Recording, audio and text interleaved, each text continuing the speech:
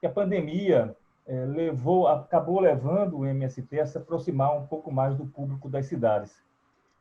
Conversei com o Roberto Baggio, lá do Paraná, conversei com o Mansan aqui, com Paulo Mansan, uma conversa ótima com o Paulo, e a gente elencando algumas dessas ações do MST nacionalmente, essas ações muito de solidariedade, de doação de alimentos, de doação de marmitas solidárias para o público de rua, né, para moradores de rua, tal. Aí a pergunta que eu te faço é se você percebe, se você acha que o que muda, se isso muda alguma coisa estruturalmente a longo prazo para o MST nas cidades, ou isso é uma coisa eventual, uma coisa sem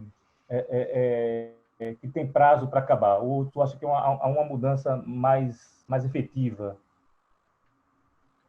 Nós estamos atualizando o nosso programa agrário já desde o último congresso, que já vai há 6 anos, quando nós mudamos ou atualizamos a visão mais estratégica do que é fazer a luta pela reforma agrária no Brasil, e que, em resumo, nós migramos da concepção de uma reforma agrária clássica, que ela estava focada muito numa visão camponesa, de terra para quem nela trabalha, de produzir e de reproduzir o campesinato com a conquista da terra.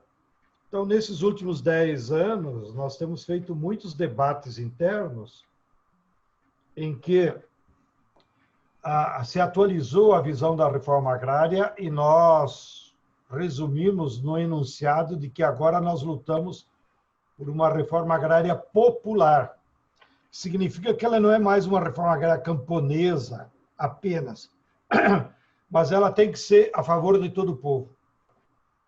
E isso implica, então, colocar como parte das prioridades da reforma agrária, primeiro, claro, a luta contra o latifúndio e democratizar o acesso à terra, porque é a base. Sem território você não faz nada. Mas incluímos a necessidade de produzir alimentos para todo o povo, então, uma vontade, né, de produzir para o mercado interno. E aí não é qualquer alimento, é alimento saudável, e dentro da nossa ampla culinária brasileira.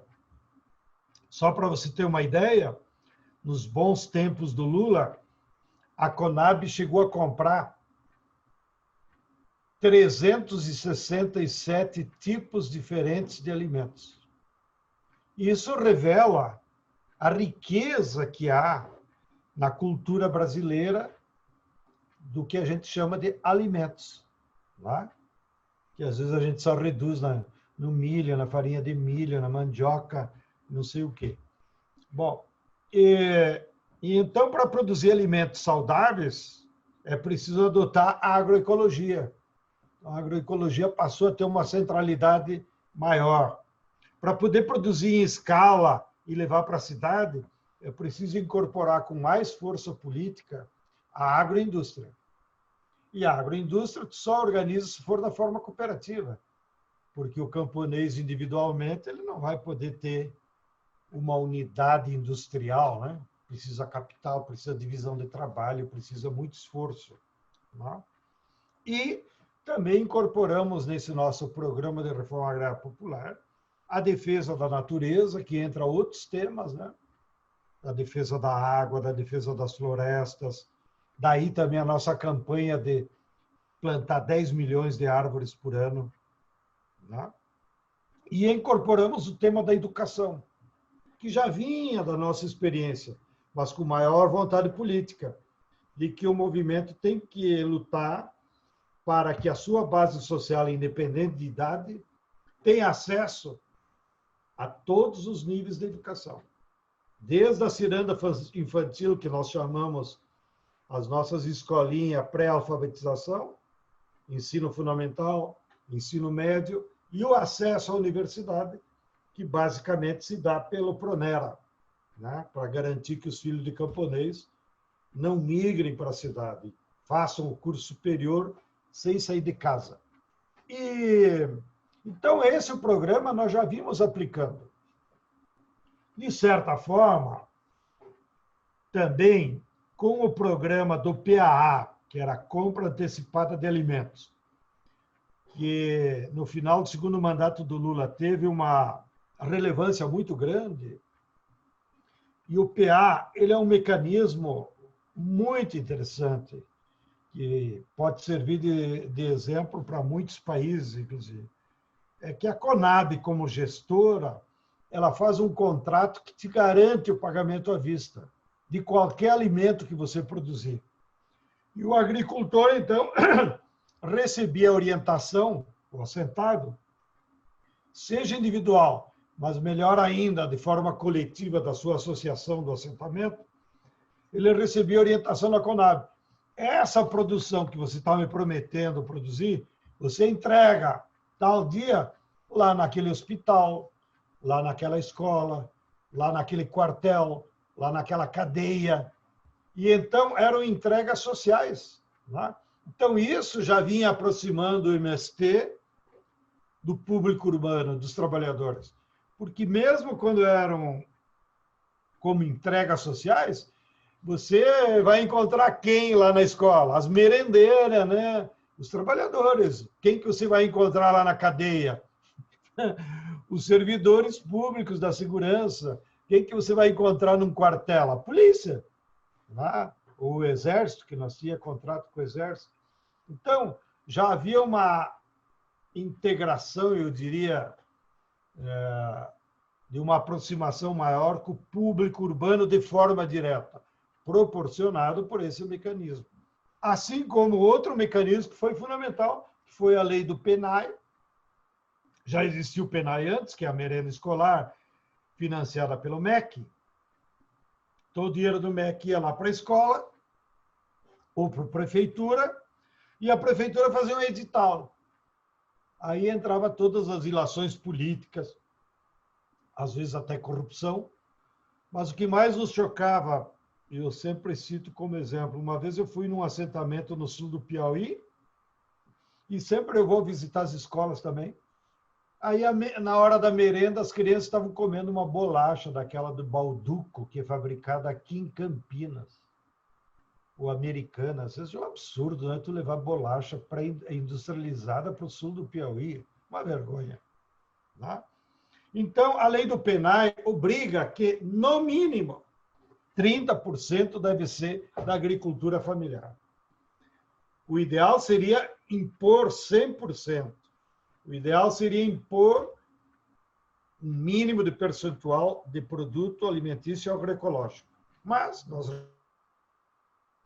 é difícil a certificação de agroecológico, isso poderia ter problemas políticos. Mas onde os prefeitos tiverem boa vontade política, como várias prefeituras nós temos, eles compram 100% da agricultura familiar.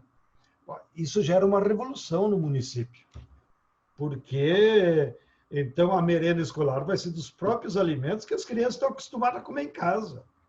Né? Facilita para as merendeiras e gera economia. Você imagina aquele dinheiro que a prefeitura pagou para a Balduco, para a Nestlé, agora aquele dinheiro fica lá no município e gera renda entre os camponeses, entre os agricultores. Né? De maneiras que agora, com a pandemia, para chegar na conclusão da tua pergunta, que nós tomamos muita iniciativa de fazer doações, ela só evidenciou uma vontade política que já era anterior. Né? O que isso vai alterar no futuro? Bom, eu acho que vai alterar de nós perseguir essa meta de lutar por um PA mais amplo, de lutar pelo PENAI mais amplo, de nós ampliar a produção de alimentos sadios, e eu acho que vai criar uma simpatia para o povo da cidade, da periferia, que não vai ter emprego, de eles se somarem à luta pela terra. Porque na fila da distribuição de alimentos, já muita gente pergunta, e quando é que vocês vão fazer a fila da terra? né? Ou seja, eles se dão conta.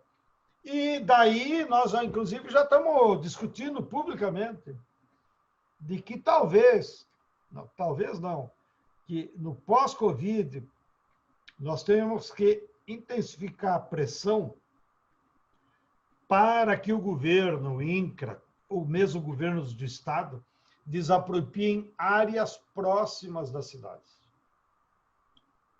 Para nós pensar um outro modelo de assentamento. Não precisa mais ser aquele modelo burro do INCRA, 15 hectares cada um, né? Casinha tudo separado. Mas você imagina, numa área de 200 hectares, nas proximidades de Recife, nós podemos dar trabalho para 500 pessoas. Porque 1 hectare de horta vai 2, 3 pessoas. Então, multiplica muito a necessidade de mão de obra. E não necessariamente as pessoas precisam morar em cima daquele terreno. Pode morar em outros terrenos, ou onde já moram, né? Mas você organizar, então, o que nós estamos chamando cinturão verde da reforma agrária nas grandes cidades, para poder dar emprego, produzir alimentos, e está muito próximo, né, do abastecimento desses aglomerados urbanos que virou o Brasil, um mundaréu de gente, sem ter o que fazer. Toda o MST ele tem tomado uma dimensão, a gente tem visto de fora, assim, nesses anos todos é sempre uma ideia de crescer, de avanço. Mas quando eu sempre fazendo matéria, conversava com um agricultor, vem um tema que é financiamento. A dificuldade de conseguir financiamento para a agricultura. E como o MST ele tem achado soluções criativas para muitas coisas, assim, na sua construção, tem sempre se reinventado. Do ponto de vista de financiamento, vocês têm maneiras de financiar a produção fora dessa caixinha do sistema financeiro tradicional? Boa pergunta. O governo Lula e Dilma, inclusive, mal assessorados por um bando de burocrata, até porque essa era a tradição da agricultura brasileira, é o crédito rural. Acho que o crédito rural é a panaceia que resolve todos os problemas. Então, o governo Lula e Dilma intensificaram, ampliaram muito os recursos do Pronaf, né? Porém, o Pronaf, para vocês que moram aí no Nordeste, em Pernambuco, terem uma ideia, 80% do Pronaf é aplicado de São Paulo para baixo. Por quê? Porque o Pronaf, na verdade, ele vira venda a prazo, no caso, venda à vista, e o agricultor paga a prazo os insumos que a indústria fornece. Então, os pequenos agricultores do Sul usam muito o Pronaf, mas ele nem vê o dinheiro, porque as empresas que vendem o adubo para ele, que vendem máquina, que vendem veneno, lá, entregam o insumo, pegam a assinatura dele e cobram lá no banco. E isso é chamado do Pronaf. Então, a maior parte do dinheiro do Pronaf é, na verdade, venda das empresas de insumos. Tá? E o agricultor fica pendurado lá no banco, dividido, endividado, preocupado, porque o agricultor tem uma moral que eu acho que vem até da sua fé, que ele não consegue dormir se ele está em dívida. Tá? Então, o Pronaf não resolve. Aí no Nordeste mesmo, o BNB recebe recursos do Tesouro para aplicar o Pronaf e não consegue aplicar o Pronaf. Aí a turma fica assim, não, é porque o BNB não tem capilaridade, porque o dinheiro não chega lá na ponta. E eu digo para a nossa turma, graças a Deus que os pequenos agricultores do Nordeste não pegam o Pronaf. Porque se ele pegar, não vai pagar. Aí vai ficar sem dormir. Então, o Pronaf é um problema, não é uma solução, na minha opinião. Qual é a saída para o Pronaf? Para esse crédito de custeio que tu tem que pagar no ano? É o PA. e o PENAI. Por isso que as famílias que entregam os alimentos no PA, que entregavam, porque agora acabaram tudo, ou para merenda escolar, elas não se preocupem para o banco, porque elas vão fazer um esforço de começar a produzir com as suas próprias pernas, com a sua própria força, e sabe que entregou, recebeu à vista. Então, é um crédito ao contrário.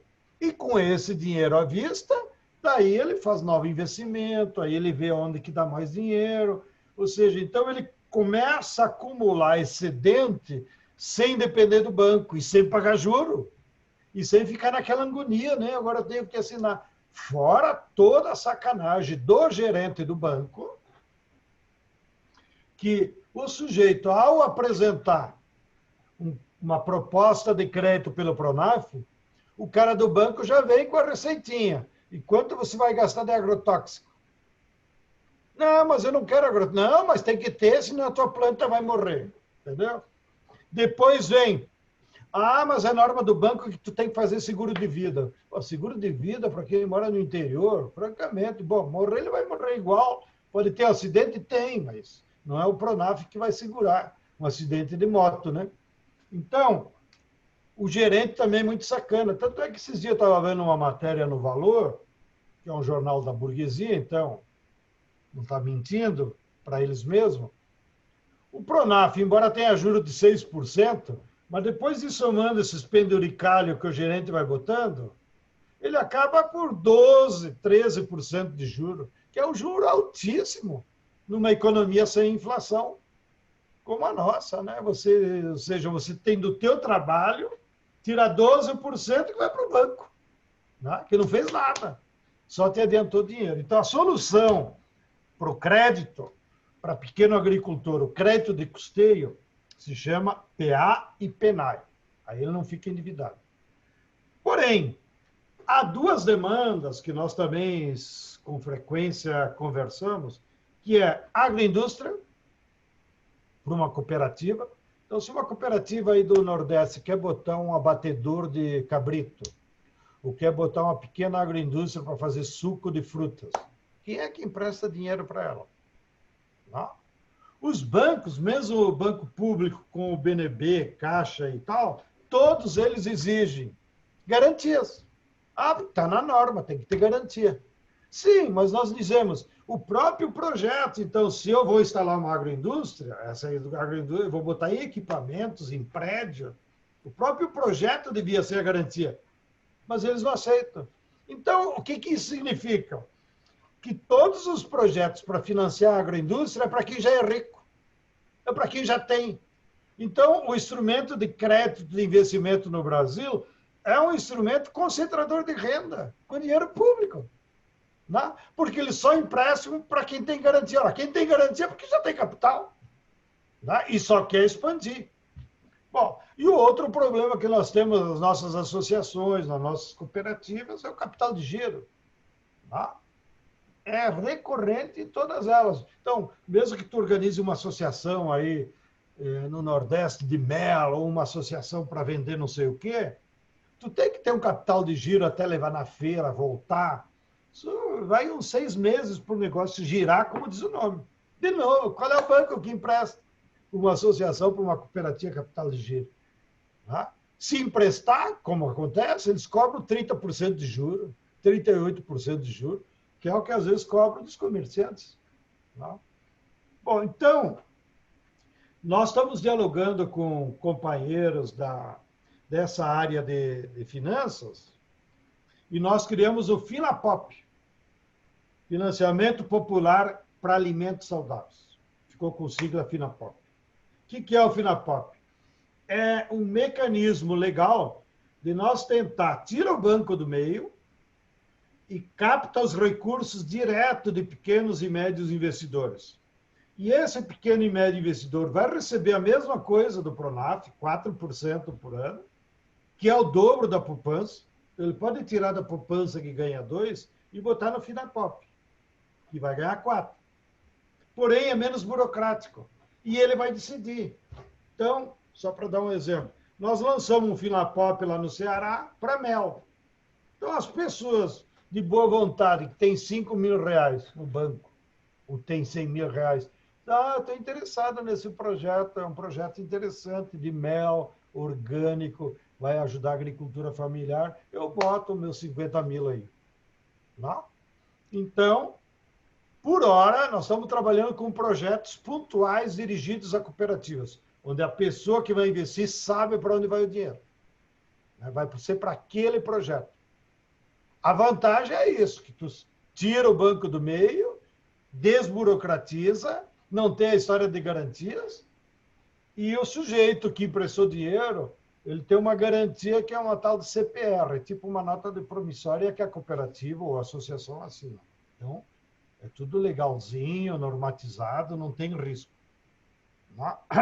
Agora, nós estamos avançando para criar o que na legislação se chama FIP, Fundo de Investimento Público. O que vai ser isso? Aí nós vamos ter o FIP aí do Nordeste, sediado numa conta do BNB ou no Banese aí do Sergipe, um banco público, ou da Caixa Econômica, e qualquer pessoa poderá botar o seu dinheiro no FIP, sem saber para onde vai. Então, eu tenho R$1.000, está lá, o banco não me paga nada por aquele R$1.000 que está depósito à vista, mas eu não vou precisar desse dinheiro agora. Então, eu boto lá no FIP. E daqui a um ano eu tiro com 4% de juros. Então, o FIP é uma modalidade que vai poder pegar muitos pequenos investidores sem o compromisso nosso de já a priori dizer para onde vai o dinheiro. Então, o dinheiro vai estar lá no fundo. Aí, todas as pequenas associações e cooperativas de Pernambuco e de Nordeste podem ir lá no fundo e dizer: eu tenho um projetinho aqui para leite de cabra, eu tenho aqui um projetinho para botar, fazer a macaxeira a vácuo. Qualquer um.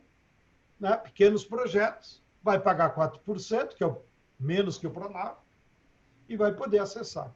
Então, é esse o trabalho, meu caro, que nós estamos fazendo agora. E esperamos, então, daqui para o final do ano, ter todos esses mecanismos bem ativos para, no ano que vem e a médio prazo, nós termos esses mecanismos de financiamento próprio. Oi, Stedley. Me parece que, se eu não me engano, o Finapop e o FIP são duas ferramentas que foram construídas a partir do diálogo com figuras como o Eduardo Moreira. É isso? Sim, a ideia desse financiamento direto entre investidor e o agricultor não é uma ideia nova. Teve um economista lá de Bangladesh que inventou um banco popular e ganhou até o prêmio Nobel da paz, nem foi da economia, foi da paz, porque gerou muitas atividades produtivas, né? E ajudou a desenvolver, eliminar a pobreza, né? Que às vezes muitas mulheres, digamos, com R$1.000 compravam uma máquina de costura e aumentava muito a renda familiar, né? Essa é a experiência. Então a ideia não é nova, ninguém inventou. O que o Eduardo Moreira nos ajudou foi dizer se no Brasil já tinha mecanismos legais que permitiam esse casamento. Não? E quem é que poderia se interessar em ser o guarda-chuva do mecanismo legal. Não? Câmbio. Vamos lá. Não, eu citei o Eduardo Moreira para citar que é um personagem novo nesse processo.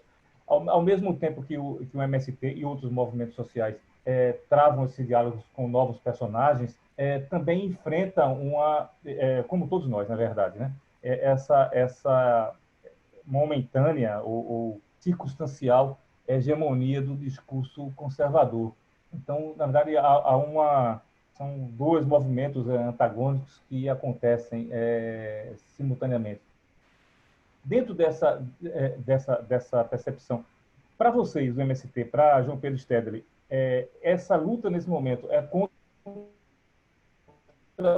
um governo conservador, um governo reacionário, ou é contra um pensamento, uma postura, um pensamento conservador e reacionário que se estabeleceu na sociedade, que é hegemônico e é vencedor na sociedade? Bom, Tem vários aspectos na tua pergunta que é muito interessante. E vou comentá-los de forma complementar. Primeiro, estou de acordo que o centro da luta política hoje, luta política no sentido de lutar por espaços da política, o centro da luta política, do poder, hoje é a luta ideológica, a luta pelas ideias. Daí a importância de blogs, de portais, né, da internet, de tudo, das igrejas, enfim, todos os espaços onde você discute ideias, hoje é aí que é o centro da política. Mais do que no Congresso, mais do que no Executivo, mais do que no Judiciário. Então, esse é o primeiro bloco. Ou seja, a luta de classes hoje, ela se dá prioritariamente na luta ideológica. Coisa que o governo Lula e Dilma também tinha deixado de lado, porque como eram governos de conciliação de classes, em governos de conciliação de classe, a luta de classes ela é abafada, naturalmente, não é que alguém decidiu. Tá? Ela é só resultado. Tá?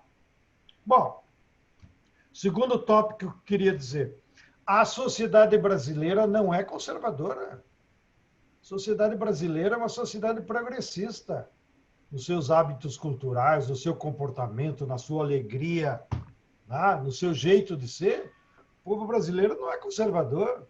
Ao contrário, todos os outros povos olham para nós com inveja. Por quê? Por nós sermos uma civilização aqui nos trópicos, com mistura de muitas etnias, nós acabamos incorporando na nossa cultura um jeito mais liberto. Tá?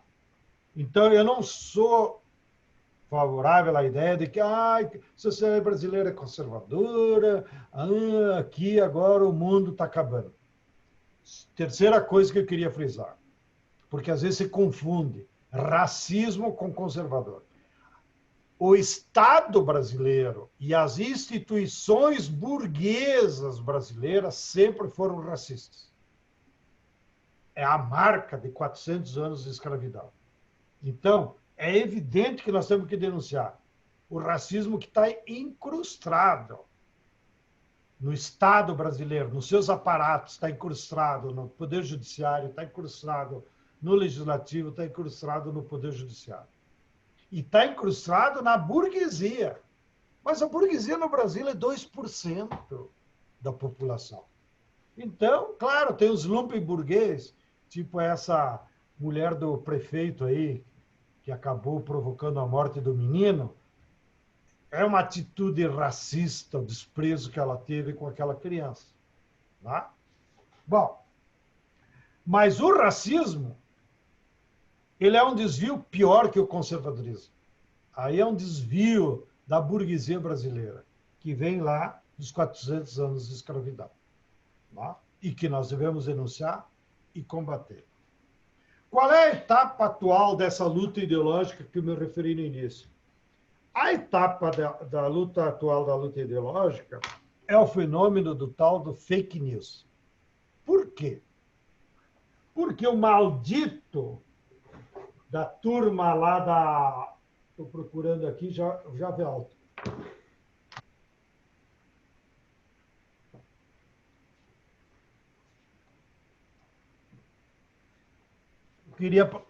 Queria mostrar para vocês dois livros que são fundamentais. Façam propaganda. Guerras Híbridas, ditado pela expressão popular, e esse outro, Os Engenheiros do Caos, é uma editora Vestígio. Bom, nesses dois livros aqui,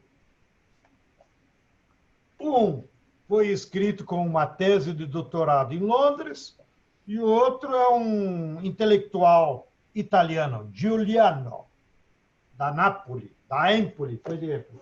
Esses dois livros, eles explicam como, no final do neoliberalismo, há uns 10 anos atrás, nessa luta ideológica, setores da extrema-direita descobriram a internet como mecanismo de criar hegemonia. Então, Nós achávamos, inclusive aqui no Brasil, que quem tinha descoberto isso tinha sido a turma do Trump e do Bannon. Nesse livro aqui dos Engenheiros do Caos, ele revela o projeto piloto da extrema-direita foi na Itália, com os 5 estrelas. Quando elevaram a líder nacional um sujeito que era palhaço, que é o Giuseppe. Ele não tinha tradição nenhuma na política. E a internet transformou ele. Né? Isso que eu quero dizer. É o Pepe Grillo, né? Pepe Grillo.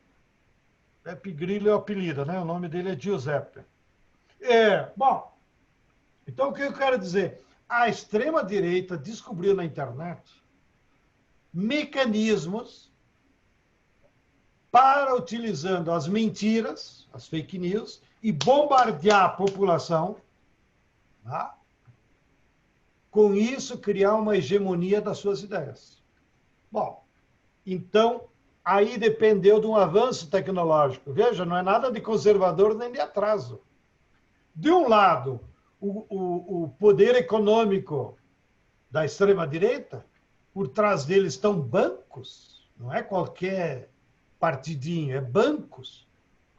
Financiaram potentes computadores, que provavelmente o banco usava lá para as contabilidades deles. Todos os bancos, vocês sabem, precisam de enormes computadores para controlar o movimento das contas bancárias.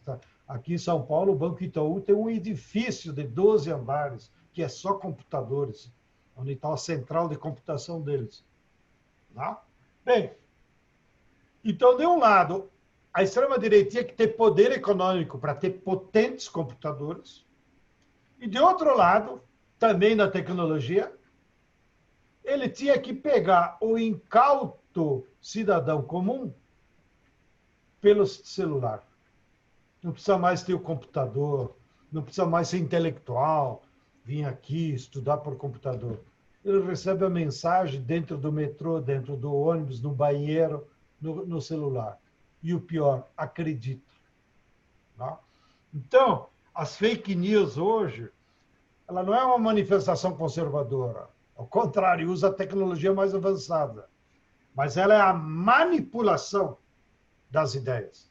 Aqui no Brasil está comprovado. Para que esse capitão se elegesse, eles tinham 2 computadores, um na Irlanda e um em Taiwan. Quem que deu para eles? A turma do Bannon e a turma do governo de Israel. Tá? E eles, naqueles 10 dias antes da campanha, chegaram a ter capacidade de emitir 80 milhões de mensagens numa hora. Ou seja, era impossível destruir as fake news que eles inventavam com uma capacidade, com um poder econômico tão grande. Então, essa é a leitura que eu faço da luta ideológica nesse momento. Como nós vamos sair dessa? Ninguém sabe. Claro, nós temos que fazer a luta pela internet para destruir as fake news, mas o que nós aprendemos com a história é que a única forma de derrotar os opressores é as massas organizadas lutando pelos seus direitos. Porque eles não vão dar emprego, não vão dar renda, não vão dar comida pelo celular.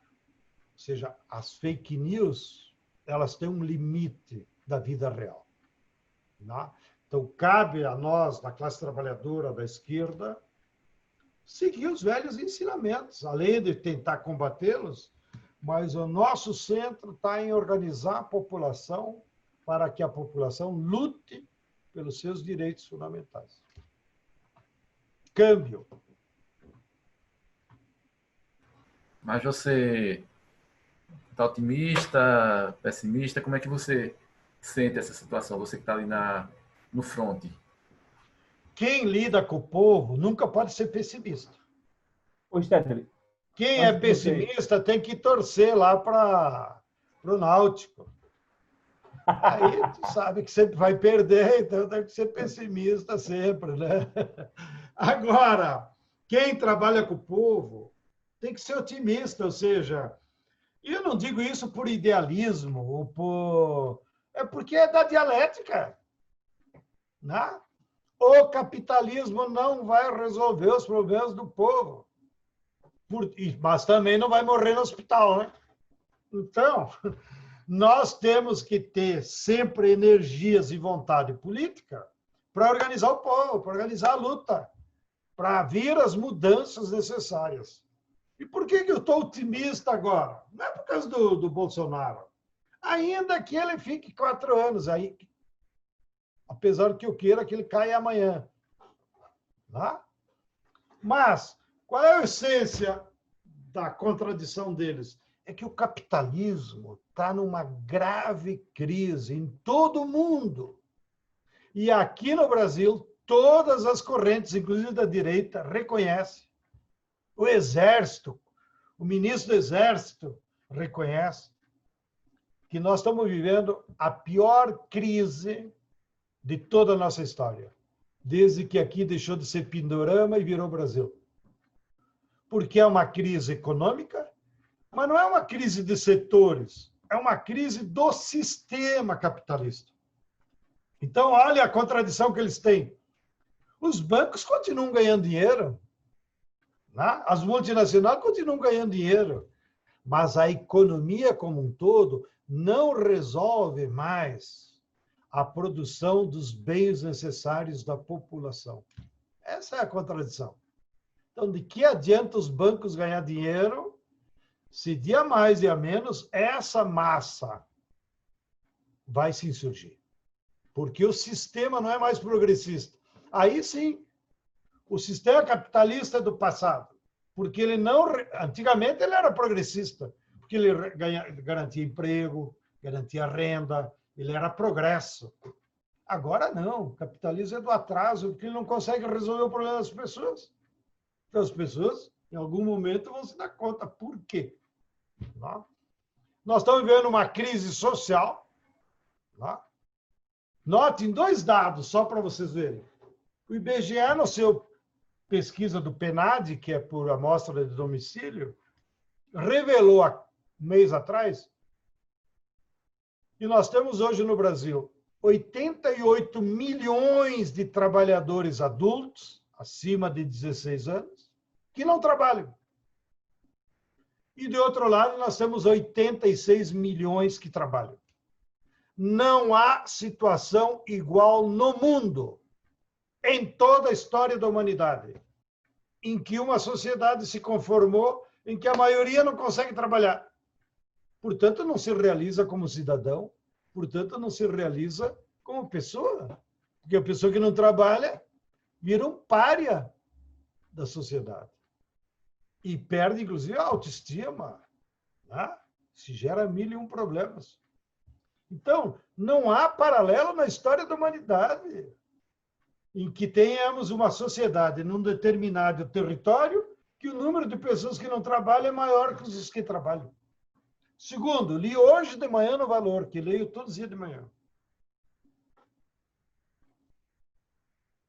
Dados do Ministério do Desenvolvimento Social. 10 estados do Norte e do Nordeste, os beneficiários da Bolsa Família são maior do que o número de trabalhadores. Está louco. Que é resultante da estatística anterior, que é nacional. Mas isso também é revelador, né? Olha, você imagina se é a solução? Tá? Bom, nós temos problemas gravíssimos de meio ambiente em todos os estados, pela essa agressão que o capital está fazendo para a natureza, e isso gera contradições, porque acaba com a água, gera esses ventania desgraçada aqui no sul, tá? Todos aqueles crimes que a Vale cometeu no Pará, Brumadinho, Mariana, para citar os casos mais famosos. Tá? E nós temos uma crise política, que eu quero chamar a atenção, que ela é maior do que o governo Bolsonaro. Qual é a dimensão que eu quero chamar? A crise política que não só o Brasil, mas todo o mundo ocidental está vivendo, é da natureza do Estado burguês. As pessoas não acreditam mais nos políticos. as pessoas não acreditam no Estado como protetor dos seus direitos. Não acreditam no Poder Judiciário. E isso é uma crise da natureza do Estado burguês, que dependerá, então, no futuro, pode demorar 1, 2, 5, 10 anos. Mas nós vamos ter que migrar para lá. Nós temos que reconstruir um outro tipo de Estado, um Estado popular, onde, de fato, as pessoas participem do poder político, dos bens públicos, e não fiquem só assistindo como estão assistindo agora. Não? Por isso que, do ponto de vista político, afora a falta de representatividade real do Bolsonaro, não se iluda, o Bolsonaro não tem mais do que 10%, 15% de força social real. Não? Então, mas mais além do que a natureza do Bolsonaro, que é um sujeito que aplica métodos fascistas, o que está colocado para a sociedade brasileira a médio prazo é que nós temos que fazer uma grande reforma política na essência do Estado. Tá? E isso demora anos, demora muita luta social. Por tudo isso é que eu sou otimista. Pessimista nós podíamos ser, vocês são de uma geração mais nova, eu acho, mas eu vivi a ditadura militar. Né? E sentia o seu peso.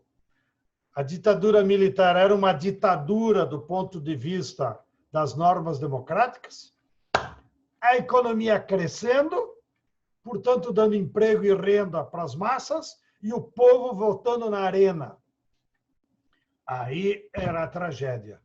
E por isso funcionou durante 20 anos. Porém, agora estou em crise. E de novo, me agarro aos clássicos, e em especial ao Marx. O que determina a correlação de forças na sociedade não são os partidos é só aparência. O que determina a correlação de forças na sociedade é o comportamento da economia, da forma como você organiza a produção e os bens. E esse capitalismo que está aí não consegue resolver os problemas de produção dos bens necessários para a população. Por isso, ele está numa crise estrutural. E toda crise, então daí otimismo, toda crise engendra mudanças. Não tem escapatória. Então, nós vamos entrar necessariamente, assim que terminar a Covid, para um processo de transição, de mudança. Para onde vai ser as mudanças e o tempo das mudanças depende da capacidade de organização da classe trabalhadora, que é a maioria do povo brasileiro. Que, inclusive, nisso nós temos uma vantagem do que é uma mazela se transformar numa virtude. A sociedade brasileira, junto com a África do Sul, são as duas sociedades mais desiguais do mundo. Aqui no Brasil nós temos 1% de rico. 1% são ricos. Dentro do 1%, que são 2 milhões de pessoas, 208 famílias controlam o PIB, que são os bilionários. 208. Tá? Bom, abaixo do 1% está a classe média, 8%, 10%. É verdade que a classe média tem muita influência, agora, sobretudo, na luta ideológica, que são professores universitários, são jornalistas, menos jornalistas, né? Advogados, juízes, né? É gente que forma opinião, ainda que sejam só 8%, 10%. Mas note, 90% da população brasileira vive de trabalho. Se não trabalhar hoje, não come amanhã. Então, uma sociedade tão desigual como essa, se os de baixo resolverem se organizar, haverão mudanças radicais na nossa sociedade. Queiramos ou não, mas haverão. Tenho dito, câmbio. Mino Carta fez uma provocação e você elegantemente discordou, mas ele falou que o MST é a única esquerda no Brasil hoje. Qual a sua avaliação da esquerda nesse momento e da esquerda como saída para essa crise que a gente, essas crises que a gente está vivendo, que você falou? Infelizmente, às vezes a gente aumenta o tom na crítica ou autocrítica à esquerda, porque nós também reduzimos o ser esquerda apenas para os que têm atuação partidária. E a esquerda é muito mais que isso. A esquerda, na minha concepção, é todas as pessoas que querem mudanças estruturais. Tá? Uma sociedade tão desigual como a nossa, ser de esquerda é querer mudanças estruturais.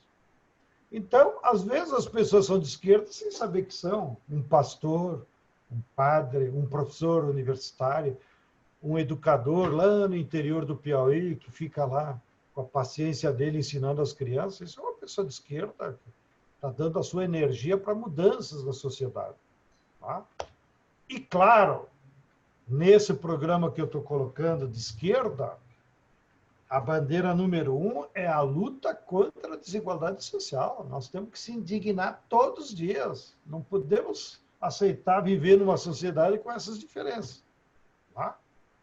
E com gente passando fome, com gente sem casa, com gente sem terra. Tá? Então, eu recomendo que a gente, ao analisar a esquerda, olhe no seu sentido mais amplo, mais genérico. Tá? E estou de acordo, para não dizer que eu estou fugindo do tema, estou de acordo que os partidos que se dizem de esquerda, de fato, têm que fazer uma renovação nos seus métodos de trabalho. Tá? O próprio Lula, esses dias, criticou, imagino que a partir do PT, né, que é o que ele conhece bem, de que os partidos viraram cooperativas de deputados. Porque cada deputado se acha. Não? Isso não tem nada a ver com a tradição comunista, socialista, onde, inclusive, antigamente, os deputados não recebiam o salário da Câmara ou do Parlamento. O salário da Câmara e do Parlamento ia em totum para o partido, e o partido adotava uma outra folha de pagamento igual para todos os militantes. De maneira que você, sendo militante do partido, ganhava a mesma coisa que o deputado, e vice-versa. Isso aqui no Brasil nunca se respeitou. E só para vocês perceberem como nos métodos simples você pode alterar muitas formas. Mas acho que o método da esquerda partidária que precisa ser avaliado e renovado é ter coragem de voltar lá para a base e organizar o povo. E não adianta só fazer propaganda eleitoral em época de eleição. Isso, quem tiver mais dinheiro engana os outros. E como nós temos uma população muito empobrecida, é muito fácil comprar voto nesse país, ou enganar os eleitores. Não? Por isso, a esquerda tem que se renovar no método de fazer política, que significa voltar a se inserir com a classe trabalhadora, voltar a organizar a classe trabalhadora, porque a verdadeira força política real não é quantos votos você tem. A verdadeira força real é quantos trabalhadores estão organizados. E aqui quero dar 2 exemplos. Nós vivemos falando por aí que a Constituinte de 88 foi a melhor Constituição que nós construímos de toda a história do Brasil. E é verdade, foi a Constituição mais progressista. Tanto é que do Fernando Henrique para cá, a direita e a burguesia só ficou tirando direito, destruindo aquela Constituição. Dos 500 deputados que escreveram aquela Constituição, quantos a esquerda tinha? 16. 16 deputados. Mas então, como é que nós conseguimos fazer uma Constituição progressista com 16? É porque o povo lá nas ruas estava lutando. E nós vivíamos um período histórico de ascenso do movimento de massa. E isso foi o que alterou a correlação de forças no parlamento. E a esquerda se esqueceu disso. acha que número de deputado influi. Não é o número de deputados. É quantos trabalhadores têm organizado para lutar. E o segundo exemplo que queria recorrer agora. Na política não é só discurso. Na política é o exemplo.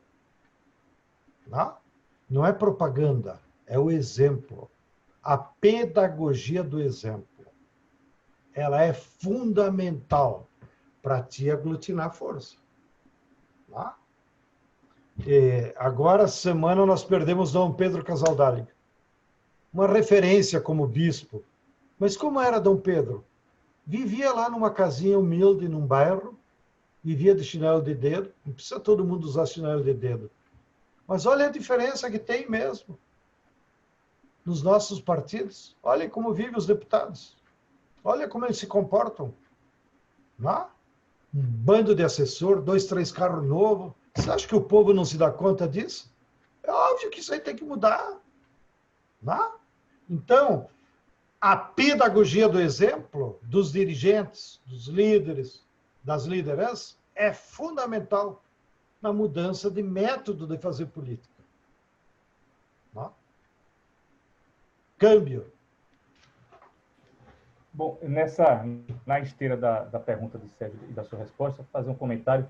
Temos mais 10 minutos, viu? Isso. Na entrevista com Paulo Mansan, para quem não conhece, o Paulo Mansan é dirigente estadual do MST aqui em Pernambuco, ele fala exatamente da experiência na pandemia do MST chegando nas periferias com cesta da reforma agrária e, com muito mais do que isso, com o diálogo, né? E aí ele me faz a seguinte observação. A leitura que a esquerda tem em todo lugar nós estamos longe das bases, nós estamos desconectados com a base. E aí ele percebe, segundo ele, que a solidariedade, o exemplo, né, que você fala, e a solidariedade podem ser aglutinador, podem ser um elemento para se fazer essa conexão. Apesar do que eu, pessoalmente, acho que o MST, ao longo desses anos, nunca teve muito problema de conexão com as suas bases. Talvez esse problema seja muito mais das esquerdas mais partidárias e mais institucionalizadas do meio urbano. Então, ele acha isso, que a conexão pode se dar pela solidariedade, até porque você não vai competir com evangélicos. Eu vejo isso em muita gente de esquerda. Como competir com os evangélicos? Aí ele fala, a gente não é religião, a gente não precisa competir com os evangélicos. A gente não disputa eleição, então a gente não precisa competir com o cabo eleitoral. Então ele fala dessa moeda da solidariedade e do exemplo. Mas aí eu vou fazer a minha pergunta, que tem a ver, acho que para encerrar, tem a ver com fake news. Eu acho que você, talvez o teu otimismo, talvez você se perceba como um exemplo dos limites da fake news, porque eu lembro de uma capa de Veja, que é emblemática, que era o João Pedro Stedler, o demônio, pintado como demônio, com os seus cabelos revoltos, parecendo botaram chifres. Botaram 2 cornos. Foi, 2 chifres, transformaram os cabelos em chifres e tal, o vermelho e tal. E ao longo desses anos todos, essa manipulação de informação transformou João Pedro Stedler num demônio, levando os seus diabinhos do MST para invadir terras. Estamos em 2020 e você continua nativo, você continua presente, o MST continua muito, muito ativo. Esse teu otimismo ele tem a ver com o fato que você pode ser um exemplo de superação de uma fake news de forma maciça. E como foi tua vida ao longo desse período aí, em que você foi demonizado? Primeiro, nós não temos que ter ilusão. A burguesia sempre vai falar mal da classe trabalhadora. Historicamente, o opressor sempre humilha o oprimido. Antigamente, eles humilhavam com o pelourinho, né? Depois humilharam impedido de entrar na escola, né? E assim, cada período histórico, eles humilham. O que nós temos que, inclusive, como esquerda, se dar conta, pare de puxar o saco da imprensa burguesa. Ela nunca vai falar bem de você.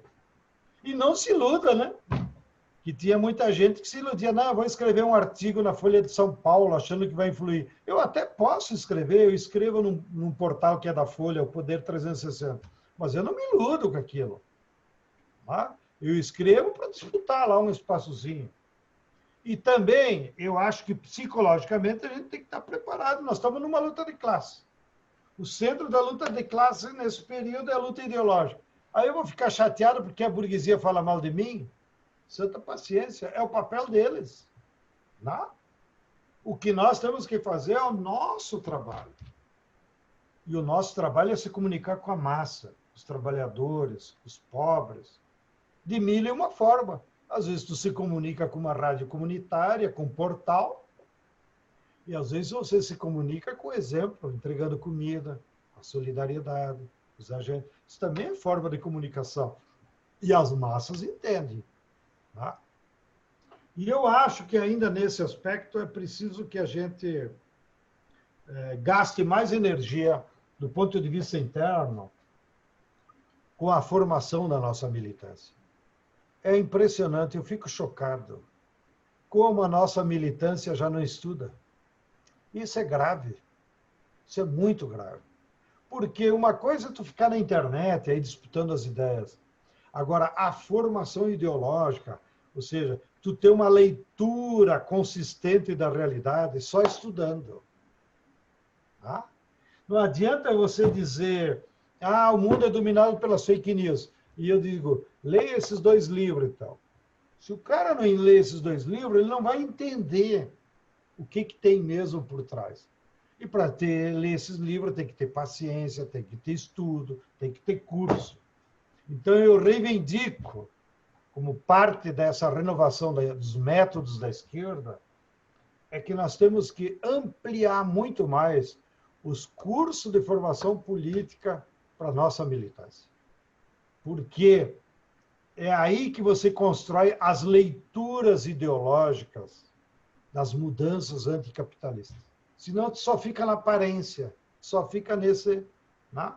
Então, nós temos que recuperar, como parte da mudança, a formação política de todos os militantes, de todos os espaços. Aqui não é só partidária, é dos movimentos, das igrejas e tal. E, por último, comentário que eu queria fazer. Ainda que a classe trabalhadora, quem vive do trabalho, são 90% do povo brasileiro, e, portanto, é um contingente que o capitalismo não vai cooptar. Não é? Mas, dentro dessa classe trabalhadora, ainda que nós tenhamos a ideologia socialista e a ideologia da classe operária, nós deveríamos focar o nosso trabalho de agitação e propaganda e de organização com alguns atores sociais que lá no capitalismo industrial clássico não tinham tanto protagonismo. Me refiro às mulheres, aos jovens e aos negros. Tá? Então, a esquerda manualesca ortodoxa está muito acostumada do que foi com o capitalismo industrial europeu, que eram as classes bem definidas, classe operária, campesinato, setor serviço, classe média, burguesia. Aqui no hemisfério sul, e ainda mais com a crise do capitalismo, há novos atores sociais que são maioria dentro da classe trabalhadora e que se referenciam por outros códigos, que não é mais salário e patrão, capital e trabalho. E é esses códigos que nós temos que utilizar para chegar e ajudar a organizar as mulheres, a juventude da periferia e os negros. Aliás, é isso da negritude. O nosso querido Carlos Marighella, que não era um grande teórico, Marighella era bem pragmático e deu a vida na luta para suas ideias. Mas o Marighella dizia, acho que em discurso ou em pequenos escritos, que não é um livro, de que as mudanças no Brasil, no que ele chamava a revolução social no Brasil, será necessariamente negra, né? Ou mestiça, se quisermos. Ou seja, a Revolução Brasileira tem cor. Não vai ser nós branquelos que vamos fazer. Podemos participar. Mas ou os negros se envolvem nessa mudança ou não haverá revolução. Por isso, Marighella disse em 68, 67, que foi assassinado dia 4 de novembro de 69. Então, note, já temos aí um bom tempo, mas a gente só ouve e não se dá conta. Mesmo o tema das mulheres, né? E o tema da juventude. Vocês estão vendo agora nos Estados Unidos, só para pegar um gancho assim, quem é que está derrotando o Trump nos Estados Unidos? Não é o Partido Democrata, até porque eles são muito parecidos com os republicanos, né? Para nós, tanto faz ganhar um ou outro, é a mesma merda. Mas quem que está derrotando o Trump e os republicanos? Os jovens negros na rua com o tema do racismo e da violência policial contra eles. É isso que está derrotando, alterando, né, a hegemonia ideológica na sociedade como um todo. Pode até levar para abstenção eleitoral, né? Mas o fato é que os jovens negros dos Estados Unidos estão criando laços de unidade que representam mudanças reais na luta de classes dos Estados Unidos. Então, esses temas nós temos que incorporar no debate da esquerda para saber aonde botar com prioridade as nossas energias.